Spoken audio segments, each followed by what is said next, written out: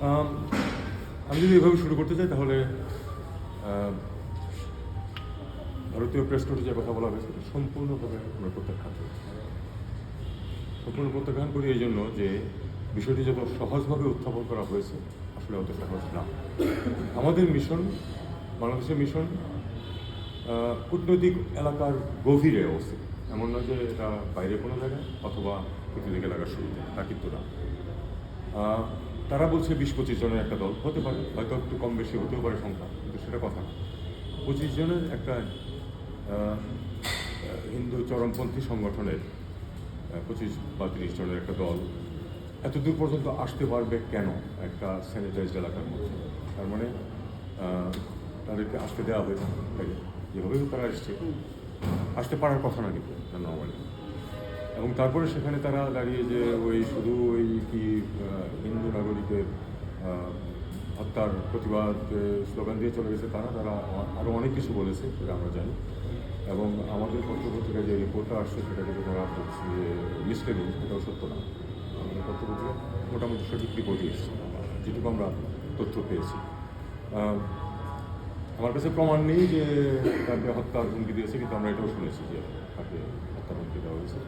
সেটা কেউ একজন কথা বললে সেটার মধ্যে হতে পারে, কিন্তু আমার কথা হলো যে এ পর্যন্ত আসতে পারবে কেন, এসে এখানে হুমকি দিতে পারবে কেন? সাধারণত আমরা যখন কোনো গ্রুপ যখন যায় সেটা আগে থেকে ইনফর্ম করা হয় এবং পুলিশ তাদেরকে একটু দূরে এক জায়গাতে আটকে দেয়। কখনো যদি কোনো কাগজপত্র দেওয়া থাকে 2 জন এসে দিয়ে যায়। এটা হলো নর্ম, সবখানে এটা হয়, আমাদের দেশেও হয়। এটা আমরা গ্রহণ করি না। দ্বিতীয় বিষয় হচ্ছে যে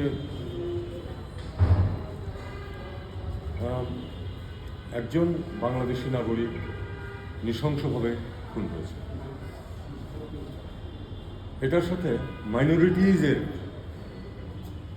নিরাপত্তাকে একসাথে করে ফেলার কোনো মানে হয়। তিনি বাংলাদেশের নাগরিক যাকে হত্যা করা হয়েছে এবং অবিলম্বে বাংলাদেশের ব্যাপারে অ্যাকশন নিয়েছে। ইতিমধ্যে আপনারা জানেন যে বেশ কিছু অ্যারেস্ট করা হয়েছে। তো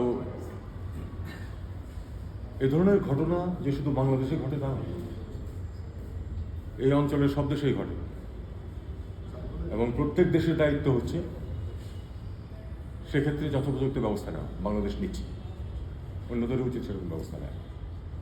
কাজেই এটা গ্রহণযোগ্য না যেভাবে এটাকে উপস্থাপন করা হয়েছে। আমরা মনে করি যে এটা নর্মালি যে সিকিউরিটি যে নিয়মকানুন আছে সেটা এখানে ঠিকমতো পালিত হয়নি। তারা বলছে যে আমাদের সব মিশনের নিরাপত্তা দেখছে, আমরা সেটা নোট করেছি। ঠিক আছে, ভারতে আমাদের যে মিশনগুলো আছে সেখানে আগে টাইজ করেছি এবং আমরা আশা করবো যে এই ধরনের পরিবেশ আর কখনো সৃষ্টি হবে। আমরা আলাপ না করাই ভালো, কারণ তারাও আমাদের সাথে যোগাযোগ রাখে, আমরাও যোগাযোগ রাখি। যোগাযোগ কিন্তু আছে এবং আমরা যেটাকে বলার সেটা বলি। তার প্রেক্ষিতেই এই যে প্রেস নোট এসেছে, যে কারণে আমাদেরকেও এখন এটা একইভাবে ওপেনলি যেতে হচ্ছে। পরিবেশ সৃষ্টি হয় তাহলে আমরা সেটা করবো, কিন্তু এখনো পর্যন্ত আমরা যেটা দেখছি যে আমরা এখনো ভরসা রাখছি যে ভারত যথাযথ নিরাপত্তা ব্যবস্থা নেবে। ঠিক আছে, এটা কিন্তু শুধু এখানে ব্যাপারটা শুধু কিন্তু যে তারা এখানে এসছে দুটো স্লোগান দিয়েছে তা না।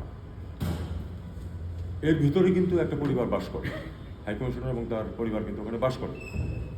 তারা কিন্তু থ্রেটেড ফিল করেছে এবং তারা কিন্তু আতঙ্কিত হয়েছে, যে কারণ অ্যাডিকুয়েট সিকিউরিটি ব্যবস্থা ছিল, 2 জন গার্ড ছিল, তারা চুপ করে দাঁড়িয়েছিল। কাজেই এটাকে আমরা মনে করি যে আরেকটু বিফাপ করাটা সত্যিকারেই ওই দেশের দায়িত্ব।